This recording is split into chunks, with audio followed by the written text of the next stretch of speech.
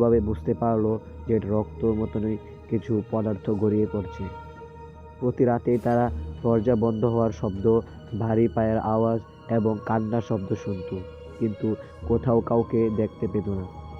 মাঝরাতে লুটোস পরিবার প্রায় মানুষের আকৃতির অন্ধকার ছায়া ঘরের মধ্যে ঘোরাফেরা করতে দেখত। তারা যতই আলো জ্বালানোর চেষ্টা করত, ছায়াগুলো ততই গায়েব হয়ে যেত।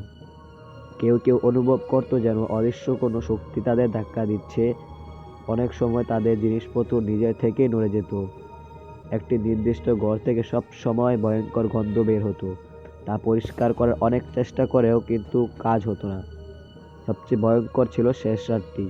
লুটোস পরিবার দাবি করে সেদিন রাতে তারা একসঙ্গে সমস্ত জানালা ও দরজা নিজের থেকে খুলে যেতে দেখেছিল।